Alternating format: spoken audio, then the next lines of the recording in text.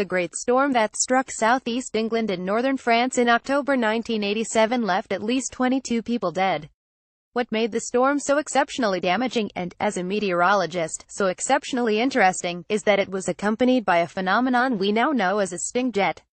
Mid-latitude cyclones like the Great Storm and most other major storms that hit the UK tend to extend over several hundred kilometers, and they can generate strong surface winds over a wide area.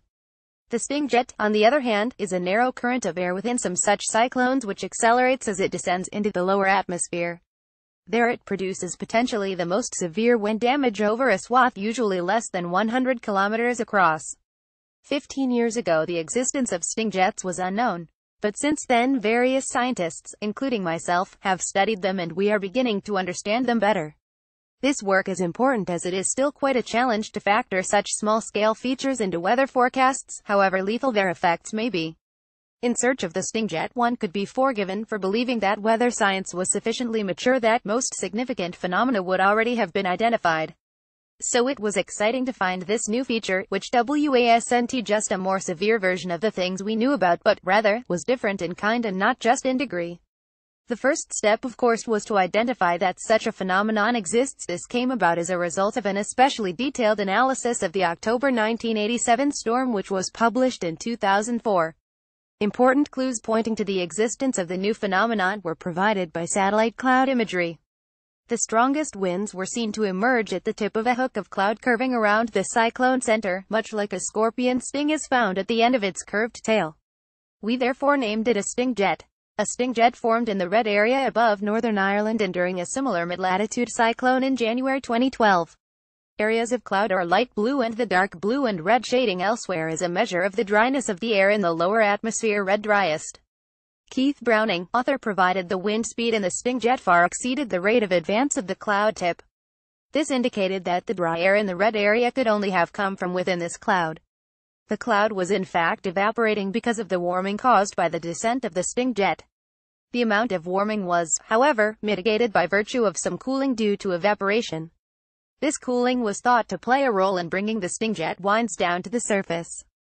Another characteristic of the cloud in this region was that it was found to be composed of a series of cloud fingers. This kind of structure is consistent with a particular form of rather small-scale instability.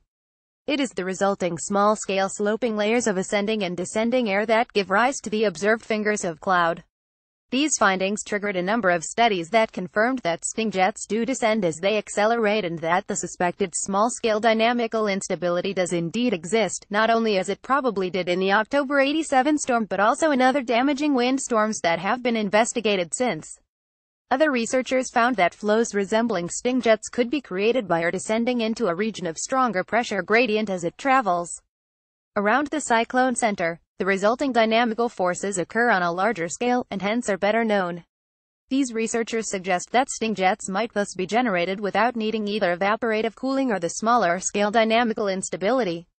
Weather forecasts have improved a great deal over the past 3 decades, and if the October 87 storm were to be repeated, there would be useful warnings a few days in advance. The real challenge now is to predict whether there will be a small core of extreme winds due to a sting jet and just where and when it will occur. It is doubtful that the large-scale forces alone can be adequate to reliably predict the intensity and location of the most damaging winds associated with a sting jet. An emerging view is that the greatest damage occurs in a sting jet due to a combination of all of the factors above. The large-scale forces set the scene and the smaller-scale processes account for the focused nature of the area of greatest damage. This means that weather forecast models need to have very high resolution in order to properly resolve the small-scale processes. Also, if cooling by evaporation is confirmed to be important, there will need to be improvements in the way in which clouds are represented in these models. The representation of cloud processes is a key challenge not only in weather forecast models but in climate models too.